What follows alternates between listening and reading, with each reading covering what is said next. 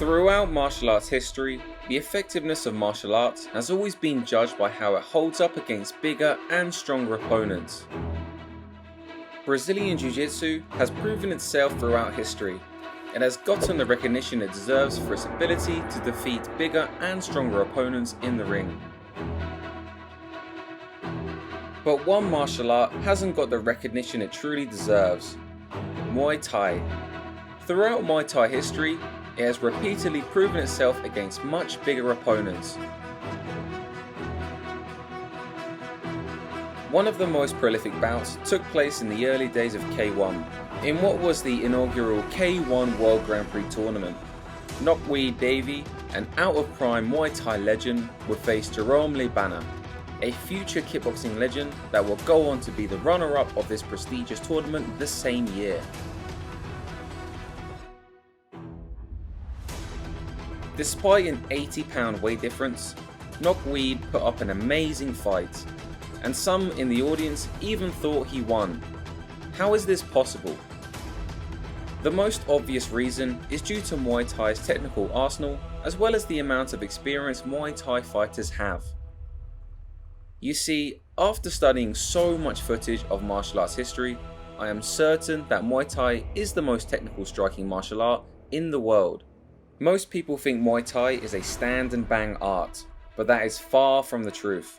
Aggressive stand and bang styles exist in every martial arts, but Muay Thai also includes so much more than that. It is the technicians that are capable of beating far more athletic opponents, and Nokwee was just one example.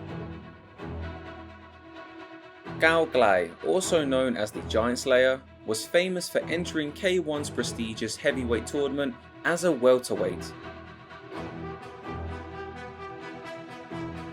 Some of his most prolific bouts, including beating the knockout artist Mighty Mo, a man who weighed 100 pounds more than Gao Glai.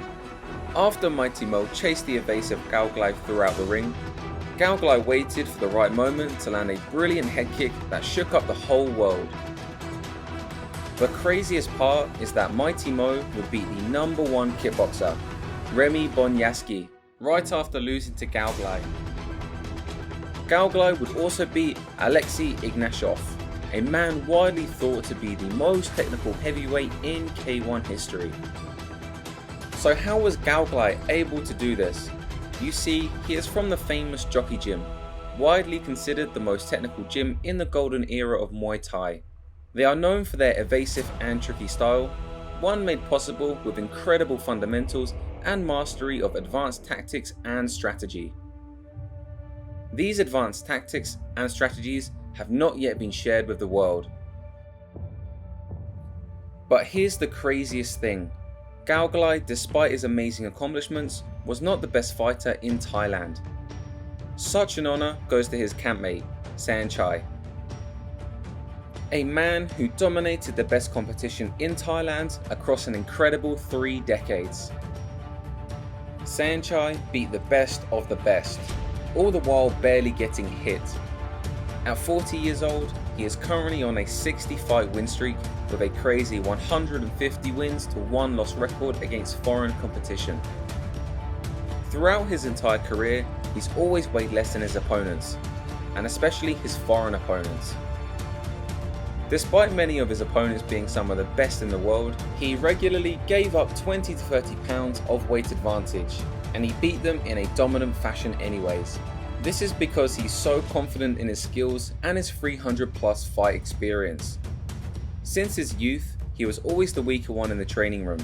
In elite fights, going head to head didn't earn him wins, but Saenchai was relentless in perfecting his craft and aided by the masterful coaching of Pipa and Somlak, along with the all-star training partners such as Lerdzilla, Gao Glai, and Silapatai. Saenchai became unstoppable.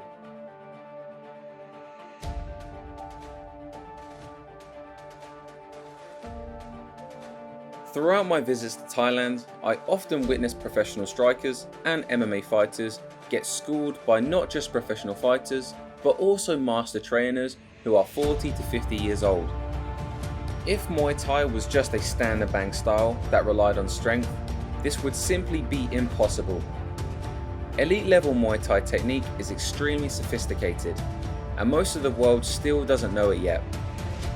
This is why, despite being so behind on athletic development and general nutrition, Thai fighters still can dominate across striking sports such as boxing and kickboxing, and they will soon dominate MMA too.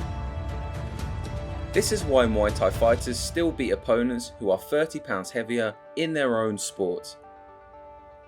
Technique and experience is still the most important factor.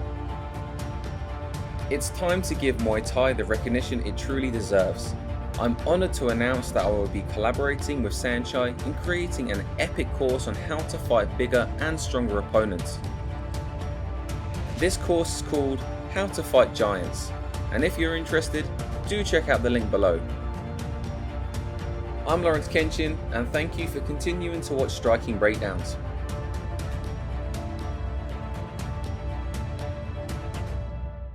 ด้วยผมมีประสบการณ์การที่ชกกับตัวใหญ่ๆมาเยอะนะครับผมก็อยากจะมาแนะนำวิธีการชกกับตัวใหญ่ๆว่าเป็นแบบไหนทุกคนทำได้แน่นอนครับชกกับตัวใหญ่นะครับมันมีวิธีอยู่แล้วครับเดี๋ยวผมสอนเองไม่ยากหรอกถ้าเราฝึกฝนบ่อยๆนะครับผมทำได้ทุกคนก็ต้องทำได้ครับ